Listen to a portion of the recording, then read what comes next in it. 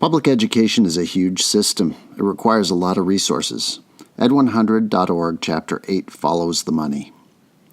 Compared to other states, funding for public education in California is about average in nominal dollars, but when compared to anything that matters, California's funding for schools is skimpy. Relative to the size of the state's economy, California invests a smaller percentage of it in public education than other states do year in, year out. Relative to the best-funded states with top-performing students, it's a really big gap. The cumulative shortfall in California's K-12 investment in each student adds up to more than $100,000. Worse, dollars are only good for what they can pay for. This is a high cost of living state.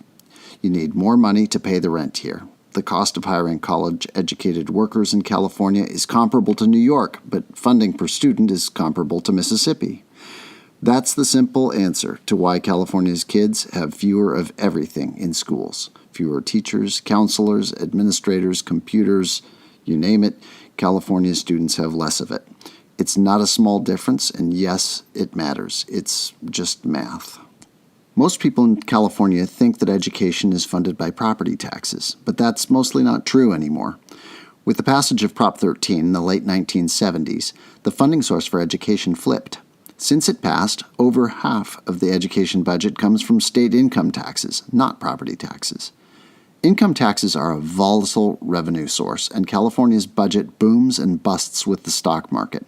The gains or losses of the richest 1% of taxpayers make a huge difference to the education budget. Federal funds are a smaller slice, and the lottery contributes less than 2%. The amount of funding that goes to public education in California is not determined by lawmakers. It's determined by a formula that California voters established in 1988 when they passed Proposition 98 in an attempt to guarantee that education would be the top priority in the budget. It hasn't gone quite as planned.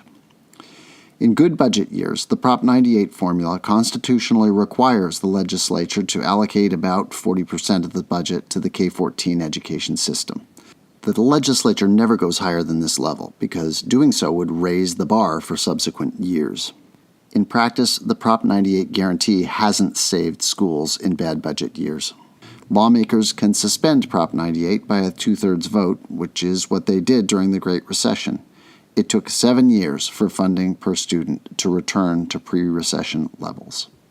Most of the money for public education flows to school districts based on the local control funding formula, a huge reform of the system passed in 2013. Under LCFF, school districts and charter schools are apportioned a base grant per student who shows up at school. They receive slightly more money, called supplemental grants and concentration grants, to educate students who are from low-income families learning English or in foster care. That's pretty much it. There are a few exceptions, which Lesson 8.6 describes. The money is supposed to follow the students. School districts are supposed to use supplemental and concentration grant dollars for the education of students in the higher need categories. The only way to know if that actually happens is to inspect a school report called the School Accountability Report Card, or SARC. These reports are usually published somewhere on each district's website. Once the money gets where it's going, how do districts use it? What happens? What works and what doesn't?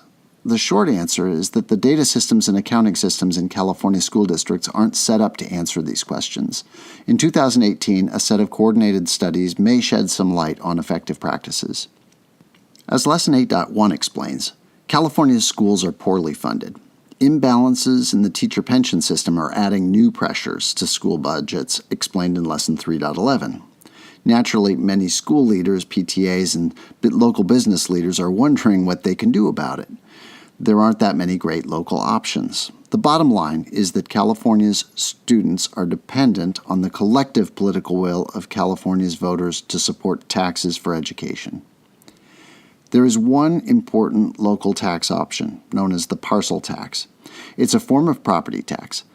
Lesson 8.10 explains how they work and what it takes to pass them. It's not easy. About 1/10 of California students attend a school supported by a local parcel tax. Not everything of value is counted in money. Some school communities have stealth wealth in a form that isn't usually quantified. the time and energy of volunteers. The California State PTA estimates that its members contribute over 20 million volunteer hours per year.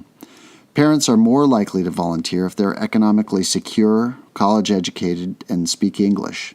Volunteers are vital to schools, but they're also a hidden source of inequality. Well, that's it for this quick overview of Ed100 Chapter 8. The next chapter will be about how to measure success in education, including how K-12 success connects to college and career outcomes. For much more, including quizzes, discussion guides, and our blog, visit ed100.org.